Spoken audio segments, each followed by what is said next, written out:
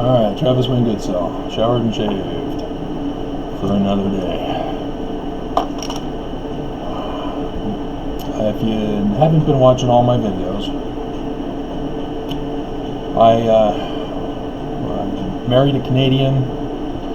She took me to Canada. They gave us free cute babies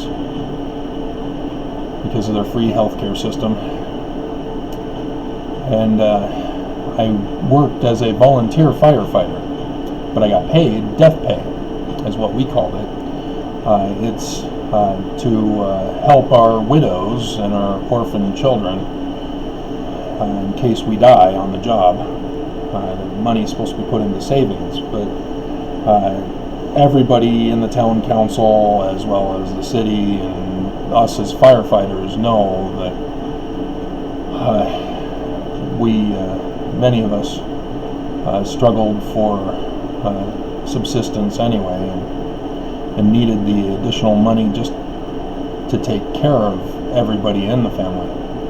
So they didn't worry about whether or not we saved the money in case we died. But they also compensated us if, in responding to an emergency, our clothes get damaged from smoke. We didn't have the super extra new and improved of the new and improved super duper Tide. Never made sense to me. If you advertise back in 1983 new and improved, why are you coming out the next year and the next year and the next year with more new improvements? Are they not working previously? But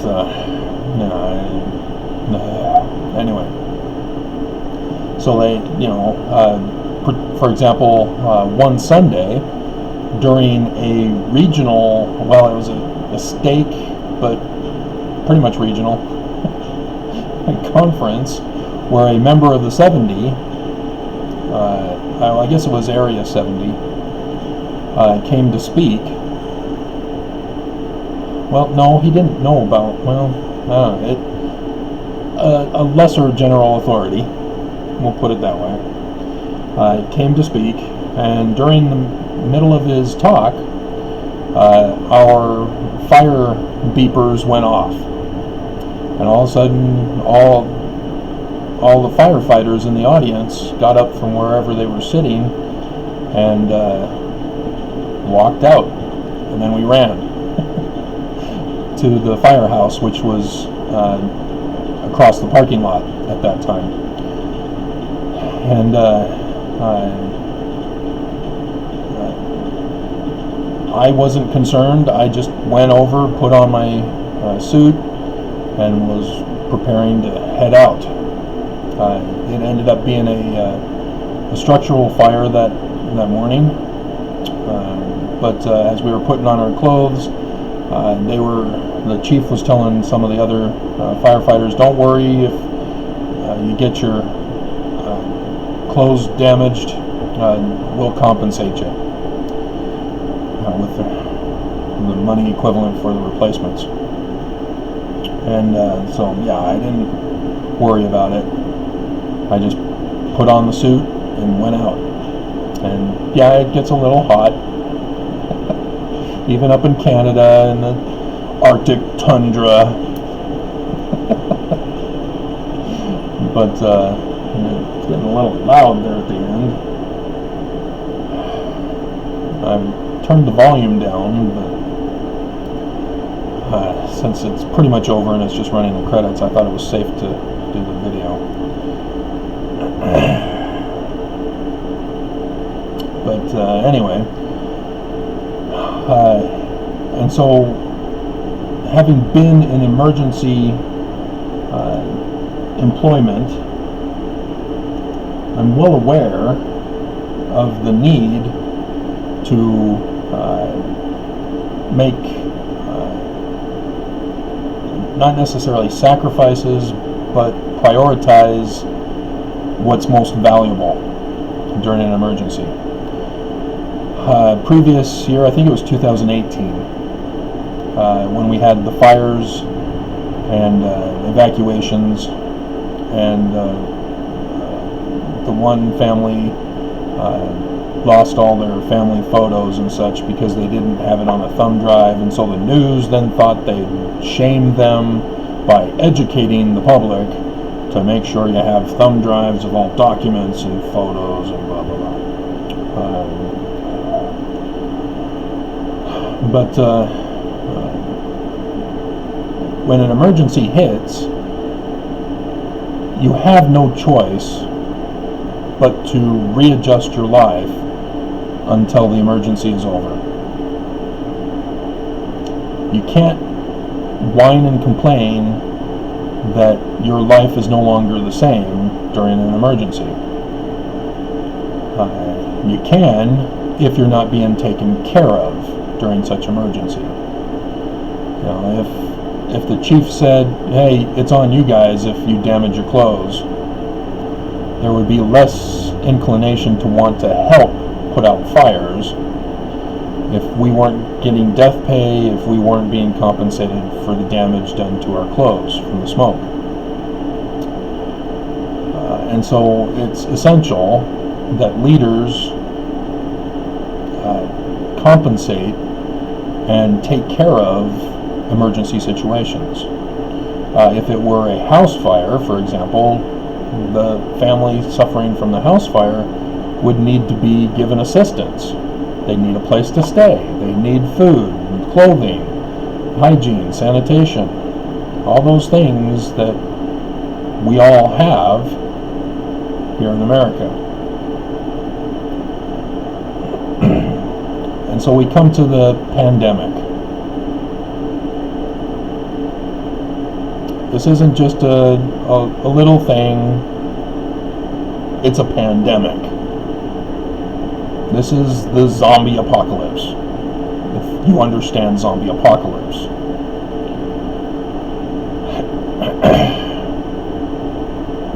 And what our government did was horrendous. The governors waited for the Trump administration, which refused to act. In the beginning, he was saying, no big deal, everything's fine. I'm holding a rally, everybody come, get close to each other, breathe on each other. Nothing to see here. It'll be gone by summer anyway. Yeah. Gone by summer.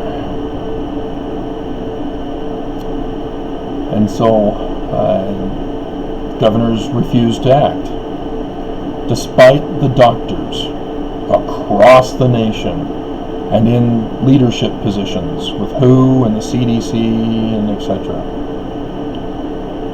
They were telling us, you need to send everybody home, to stay home. This is an emergency.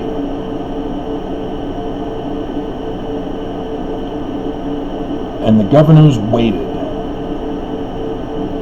until it got into their state to a certain level. And Governor Herbert declared us orange. He never went to red. He declared us orange and sent us home. And let's see, where is it? It's May, April. There we go. On April 1st, when we were staying home and staying safe, that was his slogan.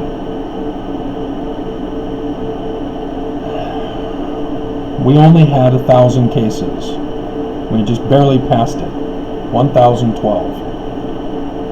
We had only 91 hospitalized and 7 had died. And that qualified to send us home, elevate the threat level to orange.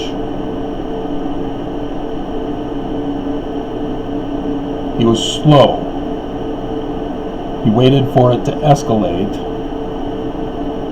And then, once we got to 1,000 cases 91 hospitalized, 7 dead, which was actually less than that because he did it back in March. But this is April's reporting when I started it. That's when they started the website. Now we made it for the current one that we have. So if that is grounds for an orange level alert for a health emergency, and if that justifies us staying home for our protection, we the people expect to be taken care of. If we are laid off from our jobs because the jobs have to close, if we have to stay home, we need food, we need sanitation, we need hygiene, we need some form of exercise.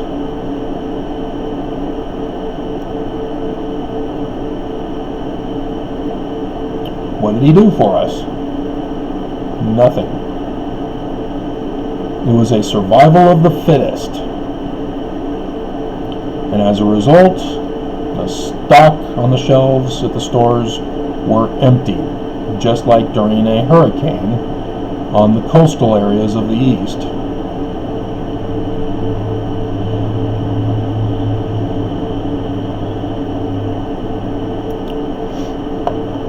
And then it didn't help that Trump purposely withheld medical supplies for the hospitals, testing equipment, and so that resulted in Governor Herbert doing some bad things. And he got caught for all of them that he was trying to get away with.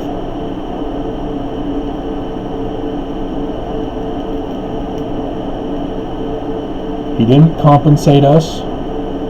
He didn't compensate businesses.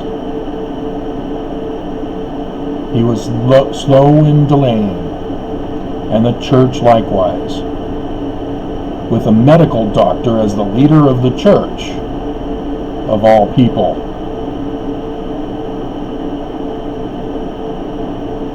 And so what we have now is a pandemic. Because those who were trained, educated, experienced in emergency situations failed us.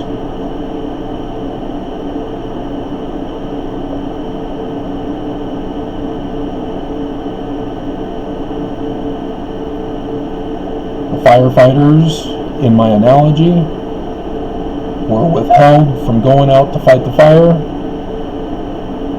and we as firefighters were not compensated. We weren't given the proper equipment, and the people lost their property, lost their lives, using that firefighter analogy. Do you understand how enraged we need to be? Because Governor Herbert, on May 15th,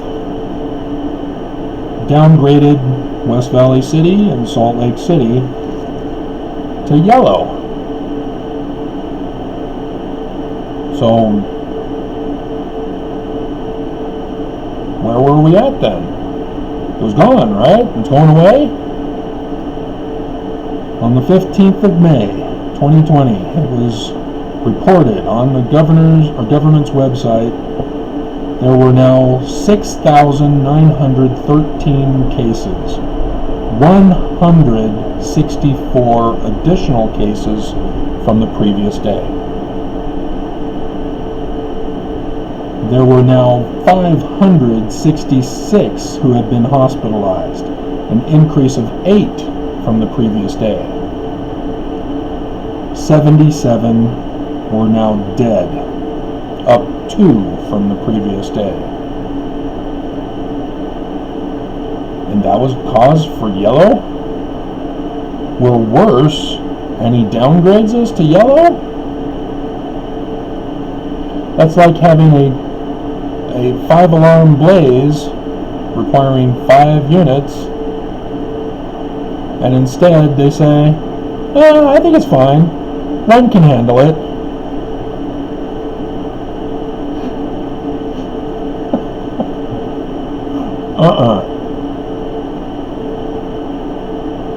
But how many of you fell for the governor in doing that? How many of you are now no longer wearing face masks out in public? How many of you are going out in public? Going to the stores that are opening back up? How many of you are not staying home? How many of you are going back to work? How many of you are trying to apply for a job? Rather than taking the money. It's only $600. Not enough to pay the bills as the bill collectors are knocking. As the money will run out starting the end of July. People will stop getting it as the weeks go on. They have no intention of taking care of us during this pandemic. They are instead making it a survival of the fittest. Those who don't die from the disease are the fittest. And the rest, we're decreasing the surplus population, which there was no surplus population in the first place. We've got plenty of room on Earth for many billions, many trillions even. I did measurements of the Earth, did some calculations. I believe it was 4 or 16 quadrillion human beings that we can fit on Earth with a skyscraper to a certain height that doesn't cut off oxygen. There's a certain point in the sky where you need oxygen. So if you build the skyscraper on all the land up to that height, 16 quadrillion. Only on the land. That's not talking about doing water habitations. And more water than there is land. The Earth has no population crisis. Those who have been claiming it have been lying to you so that they can justify murdering us. Those who have been warning us that we need to kill off the population because we're having food scarcity. There's no food scarcity. The United States alone produces enough waste to feed the entire Earth multiple times over. There's no such thing. It's man-caused. And in the crises that we experience, you can't keep the status quo. You've got to change for the emergency. And nobody wants to do it. Everybody wants to keep the way things were and ignore the threat. Ignore the emergency. And you can't do it. Because either way, your life that you knew it is over. You're being allowed your will because they know you'll die from it or you'll kill other people from it. That's what they want. They're killing off all the weak in our nation. And if you haven't been paying attention, white supremacists rule this nation. That's white supremacy doctrine. Only the strong survive. Survival of the fittest.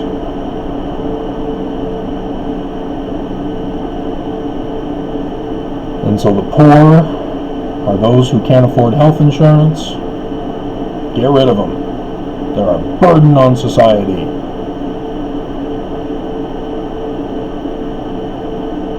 Blacks, they get financially punished. So again, they don't have health insurance either. They're among the poor also. Kill them off. That's their goal. That's the plan. That's the master plan.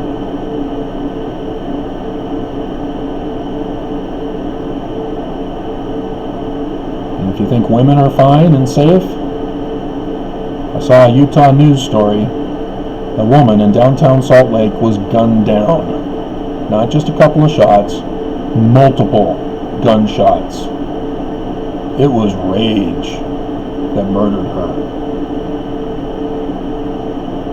I haven't heard the story or watched the video yet. I just saw the title. But yeah, you don't shoot multiple times unless there's an emotional response involved there. Otherwise, you just go pop, pop, drive on.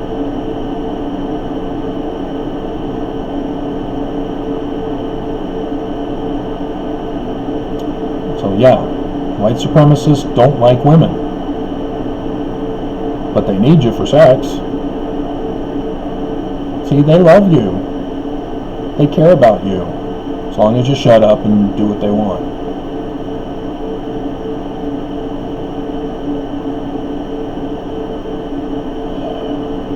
And it's sad to see white women supremacists,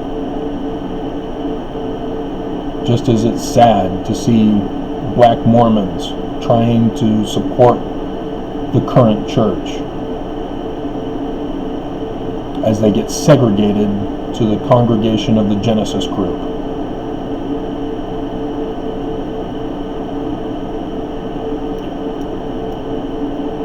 And so yeah, that was the natural consequence yesterday when Brigham Young's statue at BYU got spray painted and somebody wrote spray painted racist. Church has confessed. They acknowledge Brigham Young started it. 1852. Took away priesthood from the blacks.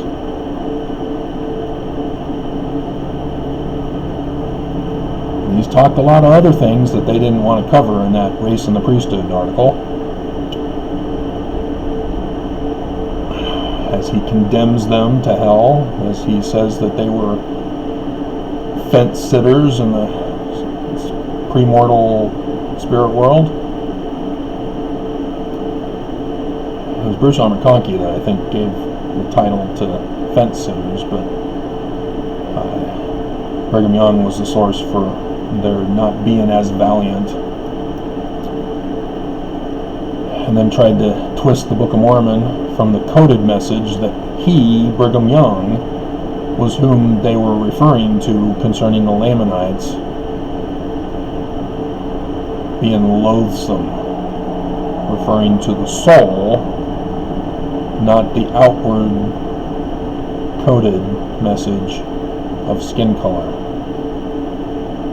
Because white supremacists think that way about skin color. So the Book of Mormon was purposely encoding that white supremacists are Lamanites. And that because of their soul of hatred, they are loathsome individuals. And yeah, it's true. Just take Ainsley Earhart, for example, who on that one Friday morning, talking to Geraldo Rivera, interrupted him and said, well, why can't Trump just bomb Syria to distract from Comey's book that's coming out next week? What does Trump do that night? Bomb Syria.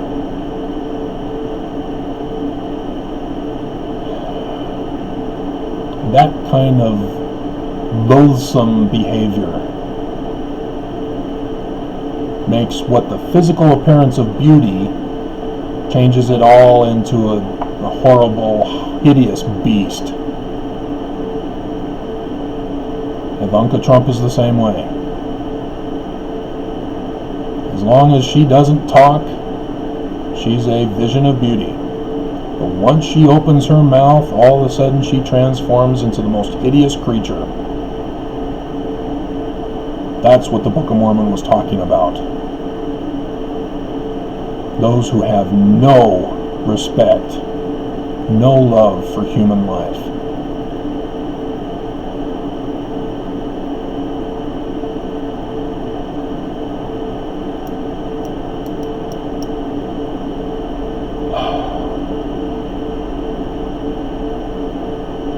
So is that the topic of my video? I'll have to listen to it again to see if I covered the topic. Maybe I'll have to add some more to it. Oh yeah, emergencies. I did stray. So yeah, for the coronavirus, Herbert was required that if he was going to follow the advice of the medical doctors, whose job it was to know what to do, that he also, as governor, needed to find a way to get people food, to get people sanitation, to get people hygiene, to get people a way to exercise while they stayed in isolation from the beginning, not waiting for it to blow up before they then give the order. Because if he had done it from the beginning, it wouldn't be a problem in the United States. He would be required to shut down all ports of entry into Utah, as Trump would require it for America, so that anybody trying to enter would be immediately tested and isolated, with people with full hazmat gear, with all the testing necessary to do the tests. But 2 weeks was required. It could have been prevented. The deaths shouldn't have happened. We didn't need to do this. The businesses could have been compensated just for the 2 weeks of pay they lost. People would have been taken care of so that the grocery stores and other stores that sell sanitation and hygiene could have been compensated. And it would have been minimal compared to the cost now.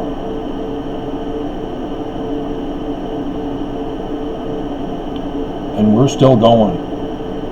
It's now rising 100 per day, new cases. It's out of control now. And Herbert, what did he do? Now that it's out of control, he went green. All clear.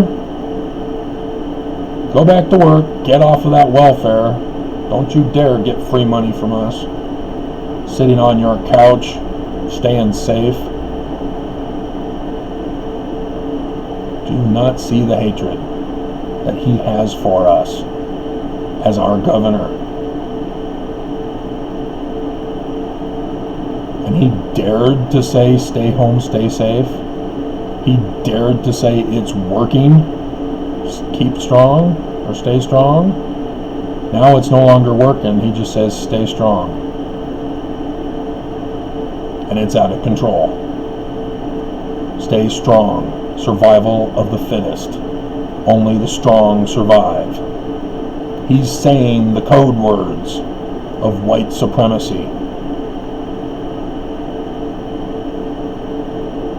And Nelson is following suit as missionary work has begun again. And it'll just be a matter of time before the church is open. They got Bednar going out saying, hey, we need to kill Mormons. Not enough are dead yet. We've lost missionaries. We've lost prominent members. And they still want more dead. As Bednar is pushing it. He even gave a follow-up video to his lawsuit, or his law thing that he gave, or whatever it was that he gave at BYU Law School. They want us dead. They're not interested in the welfare of Zion. They're not interested in taking care of the sick and the needy, sick and afflicted.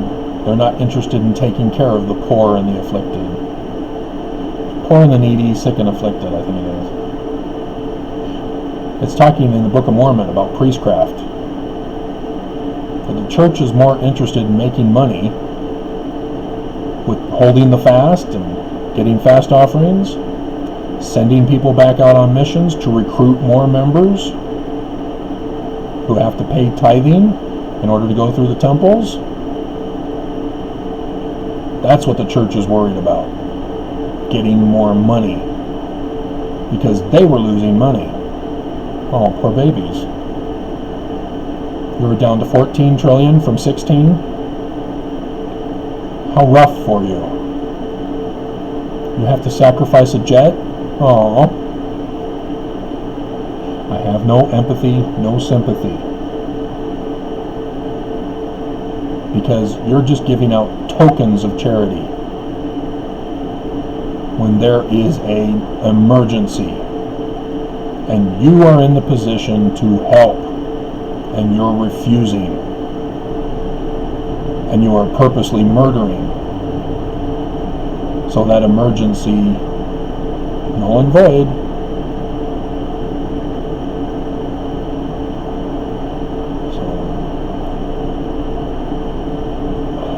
What's it going to take for Mormons to wake up and say, hey, everybody's dying around me and they want me to do what got them dead?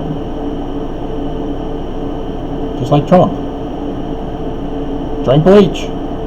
It'll cure coronavirus. How many of you Trump loyalists followed his orders? Did you drink bleach? Are you cured?